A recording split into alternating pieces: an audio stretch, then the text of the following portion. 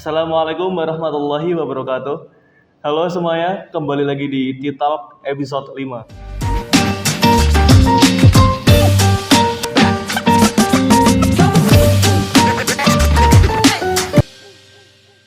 Nah, di T-Talk episode 5 kali ini saya mendatangkan narasumber yang sangat keren sekali. Nggak kalah keren sama narasumber-narasumber yang T-Talk sebelumnya, yaitu Kak Firwio. Silahkan Kak Firwio untuk perkenalkan diri. Halo, aku di sini Anandaka Firpio. Biasanya teman-teman manggil aku tuh Firpio. Ya, aku dari Man 2 juga, tapi angkatan 20. Jadi Kak Firpio itu bisa nyeritain dulu biografinya Kak Firpio itu gimana? Aku dulu sini kan masuk 2017. Iya. Terus aku masuk ke kesenian langsung saat itu. Soalnya udah emang dulu ada kakak sepupuku sih yang di kesenian. Terus aku masuk kesenian. Di situ waktu itu kan ketua keseniannya kelas 10. Iya. Nah, aku nggak tahu apa tiba-tiba jadi ketua kesenian saat itu. Kak Firpio jadi ketua senian ya? Iya, waktu kelas 10. Keren. Kelas 10 terus kesini masih lanjut. Aku nyoba nih daftar ke OSIS. Ke OSIS ya udah iseng-iseng daftar. Ternyata keterima dan itu sama desain grafis juga. Kalau di desain grafis tuh aku nggak daftar. Cuma ada namaku di absensi itu absensi ya, DG. Terus ya udah jadi aku join. No. Kayak gitu sih. Terus ini kan ada beberapa pertanyaan yang saya tanyain ke Kak Firpio ini.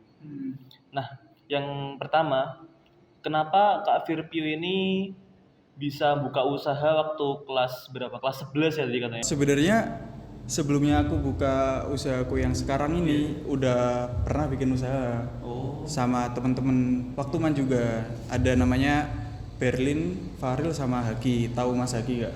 Yang ketua OSIS angkatanku. Kelihatannya pernah deh, malah pernah ngopi bareng. Ya sama itu aku pertama itu buka kayak sablon gitu. Iya. Nah itu di kelas lupa kelas 10 atau kelas 11 sih kayaknya. Kelas 11 sablon berjalan. Terus aku habis buka kayak konveksi gitu kan, sablon konveksi itu aku buka itu kayak reseller casing gitu loh. Oh iya. Zaman itu kan casing kayak case custom, HPP Itu di custom namanya. foto sendiri, custom tulisan. Nah itu aku nyoba itu sih kayak reseller gitu. Nah ya lumayan sih pasarnya saat itu. Terus kalau tak pikir-pikir capek kan, soalnya aku ambilnya jauh. Terus kadang-kadang itu waktu aku masuk itu telat. Soalnya aku COD dulu sebelum masuk ke Man. Kayak sebelum berangkat tuh nyambi-nyambi itu loh. COD casing dulu. Kalau nggak gitu kan dulu kan sering ada acara kan. Nah, aku ambil kesempatan waktu acara itu aku keluar Man. Tapi nggak bilang kalau COD casing. Nah, kayak gitu terus aku di kelas 11 mau ke kelas 12 kalau nggak salah itu waktu sebelum pandemi bulan November tahun 2019. Nah, aku kepikiran buat buka cuci sepatu saat itu. Gitu, soalnya udah ada sih cuci sepatu tapi yang megang itu orang tua. Nah, dari 2017 itu yang megang orang tua. Terus kok tak pikir-pikir daripada aku bikin bisnis yang belum maksudnya belum profesional buat handle. Nah, aku rebranding cuci sepatuku sendiri itu. Nah, jadi namanya Isoy Resik gitu. Kok bisa dapat ide gitu loh? Terus dapat ide namanya ISORC itu gimana? Ide penamaan sih nggak ada ide sih, cuma itu kan cuma kata-kata. Biasanya orang kan mau cuci sepatu kan saat itu awam ya. Cuci sepatu kan menurutku sih awam sih, tapi nggak tahu ya di luar kayak gimana. Cuma kalau di Kediri menurutku itu masih awam cuci sepatu. Kan mesti tanya kalau orang awam di situ resik gak sih? Iso resik gak sih? Nah, aku kepikiran namanya apa ya? Yus Isoy Resik lah. Soalnya kalau ada ini kan kayak Isoy Resik kayak menekankan emang benar-benar bersih. Soalnya saat itu kan saat ini juga sih nama-nama cuci sepatu itu bla bla bla bla care, bla bla bla bla clean, sos clean bla bla bla bla. Ada sos, ada clean, care, bersih bla bla bla. Nah, aku ya wis lah. Kan saat itu mikirku pasarku cuma anak-anak sini sendiri, orang-orang yang kebiasaannya ngomong bahasa Jawa. Resik gak sih? Oh iya iso resik iki ning Indonesia resik. Nah, kayak gitu sih. Sebenarnya kalau ide enggak ada ide sih. Itu juga nama-nama random. Dari mulai bikinnya waktu pandemi kemarin. Belum dong. November kan sebelum pandemi nih. Aku sebenarnya nggak terlalu paham masalah akademik pelajaran sih. Nah terus aku mikir kayak pelajaran pasti di kelas juga aku nggak bakal jadi ranking atas itu nggak mungkin, soalnya emang ya dipegang anak cewek kan biasanya kalau ranking atas. Ya udah aku ya udah bikin usaha lagi aja lah kayak gitu sih sebelum pandemi November. Ya keren sih emang pikirannya. Bisa. Terus yang kedua, gimana cara menerapkan jiwa manajemen di usia pelajar kayak kakak itu tadi? Jiwa manajemen sebenarnya balik lagi ke tujuan sih. Aku di sini bukannya kayak bilang pelajaran nggak penting, usaha penting gitu ya. Cuma kalau aku sendiri emang tujuanku, menurutku kayak teori-teori aku ya udahlah teori kan kayak gitu kan. Makanya aku kayak ya udah praktek berusaha bikin usaha. Nah kalau jiwa manajemennya sih kan itu waktu mau kelas 12 ya. Misal ya udah masuk pokoknya jangan sampai bolos gara-gara usahamu gitu loh. Paham gak sih? Soalnya kan kita prioritas utama emang masuk bukan buat bikin usaha kan buat belajar kan. Nah itu prioritasin yang utama dulu belajar. Misal belajarnya udah kan kadang-kadang anak les ya. Nah berhubung aku itu nggak les, cara aku manajemen abis aku di MAN pulang dari MAN gitu loh, aku baru mikir buat manajemen bisnisku gitu. Nah berarti kayak prioritasku sebenarnya tetap belajar sih. Terus kalau semisal ya, kan kakak ini juga punya usaha waktu kelas 11 itu kan. Nah itu waktu kelas 12-nya itu ganggu nggak? Maksudnya kayak mungkin saking capeknya ke usaha itu terus jadi di sekolahnya sering tidur, sering gimana? Itu pernah nggak sih kayak sulit gitu? Kalau kayak gitu sih sebenarnya seharusnya ganggu ya kalau bikin usaha ya. Tapi menurutku malah nggak ganggu. Soalnya aku pun misal pun aku ngejar materi pelajaran saat itu, aku juga gak bakal nangkep gitu, paham gak sih? Pas 12 aku juga gak kepikiran buat nilai tertinggi, nilai terbaik enggak sih. Pokoknya masuk, terus dikatakan ganggu, nggak mengganggu sama sekali, malah aku have fun sih. Soalnya kan waktu aku berangkat sekolah nih, aku udah bawa sepatu bersih punya teman-temanku yang di drop kemarinnya. Nah itu kayak seneng sih, soalnya dapat uang dari situ. Makanya aku jadi semangat buat masuk sekolah.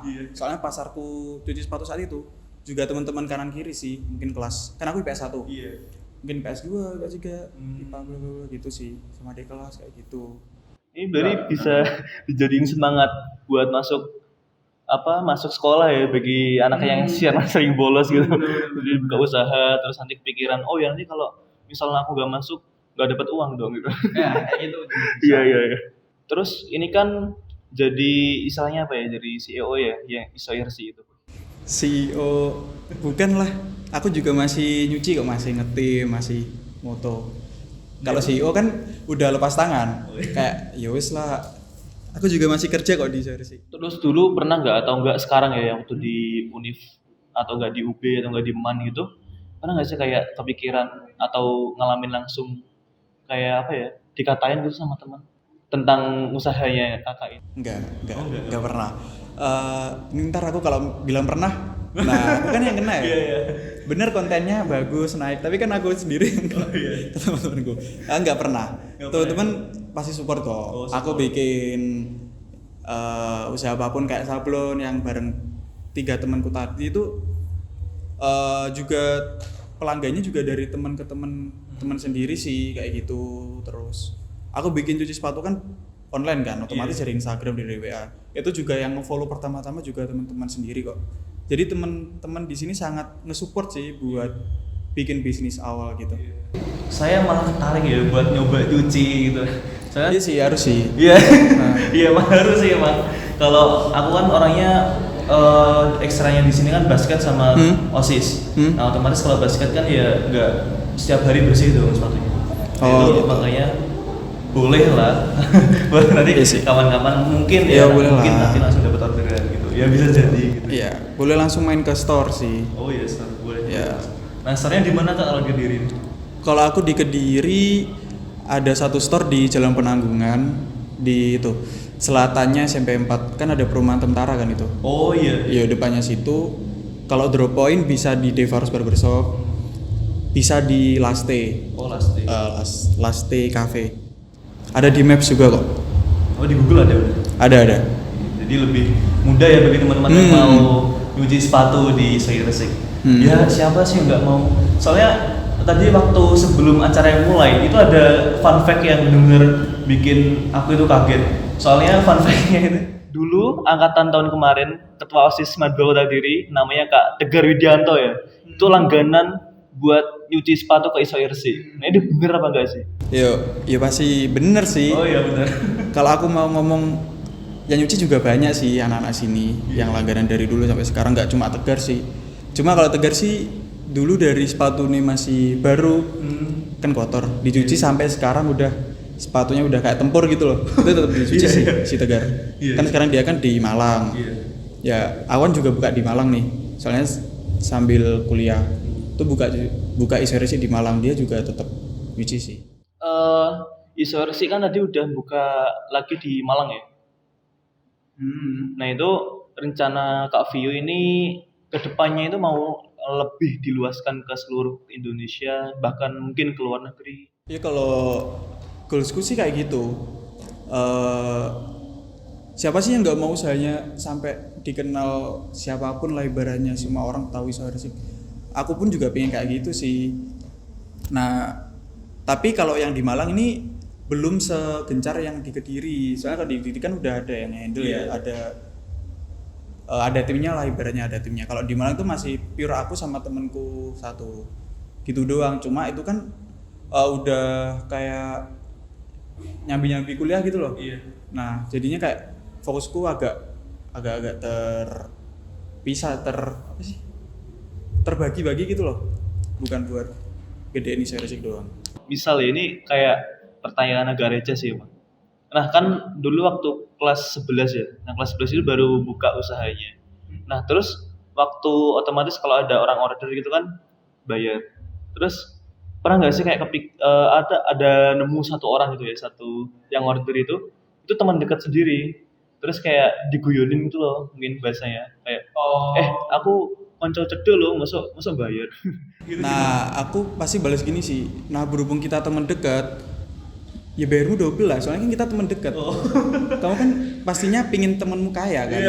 Ya udah bayarmu 12. Misal dia bahas kayak gitu, jawab gitu aja lah buat siapapun.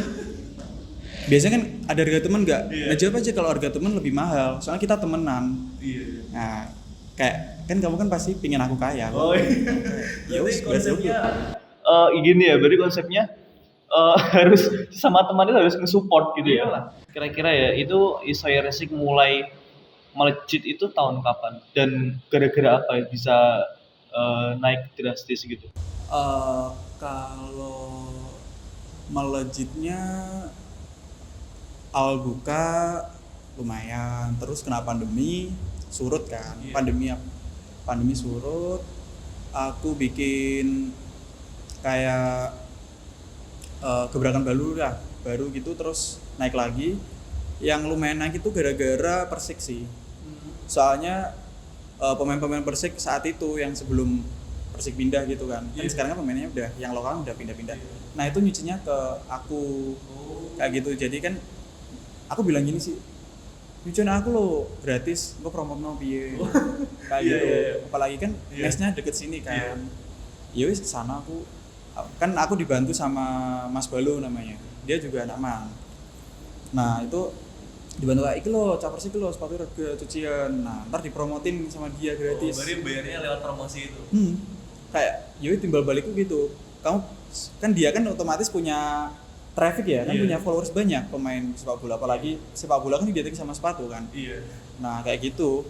Itu ya alhamdulillah mulai naik sampai sekarang.